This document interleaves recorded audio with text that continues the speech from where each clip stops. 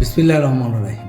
সম্মানিত ঢাকা 11-র আমার ভোটার ভাই বোনেরা, আসসালামু আলাইকুম। আপনারা সকলেই ইতিমধ্যে অবহিত হয়েছেন যে আমি বিএনপি থেকে ধানের শীষের প্রতীকে ঢাকা 11 থেকে আগামী নির্বাচন করছি, যে নির্বাচন ফেব্রুয়ারি প্রথমার্ধে হবে। তা আমি আমাদের সকলের সুবিধার্থে আপনাদের এলাকার সমস্যা, আপনার ব্যক্তিগত সমস্যা এবং আমার চাল চলন, রাজনৈতিক বক্তব্য, সুবিধা অসুবিধাগুলি আপনাদের মাধ্যমে আমি জানতে চাই বলেই আমি একটা অনলাইন ফর্ম খুলেছি। অনলাইন ফর্মের মূল উদ্দেশ্য হলো আপনার সমস্যা, আপনার এলাকার সমস্যাগুলি আমি অভিহিত হতে চাই এবং ওগুলি সমাধান করার জন্য আমি সবসময় চেষ্টা করব।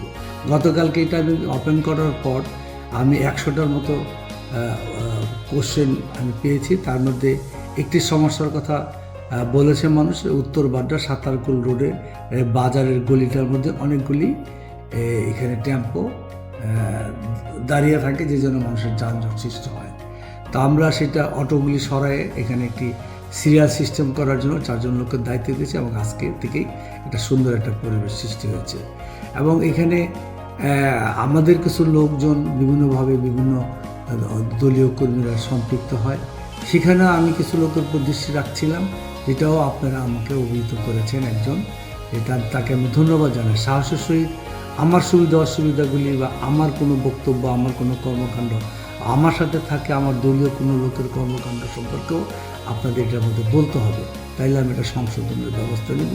আমরা একটা জনবান্ধব ঢাকা 11 আসন করতে চাই, যেখানে থাকবে না সন্ত্রাস, থাকবে না চাঁদাবাজ, থাকবে না কোনো প্রকার মাদক সন্ত্রাস চাঁদাবাজ মুক্ত ঢাকা 11 আসন তৈরি করতে হলে আমাদের সকলকে ঐক্যবদ্ধভাবে এগুলি মোকাবেলা করতে হবে। যেমনি ঐক্যবদ্ধভাবে আমরা একটা ভয়ঙ্কর খুনি, চাঁদাবাজ, সন্ত্রাসী শেখ হাসিনাকে আমরা একটা গণ অভ্যুত্থানে বিদায় করতে পেরেছি, ঐক্যবদ্ধ ছিলাম বলেই আমরা আগামী দিনেও আমাদের এই ঢাকা 11 আসনটাকে আমরা সন্ত্রাস চাঁদা মুক্ত এবং মাদক মুক্ত করতে হলে আমাদের ঐক্যবদ্ধভাবে প্রচেষ্টা নিতে হবে এবং প্রতিরোধ গড়ে তুলতে হবে। আমি আপনাদের সাথে থাকব।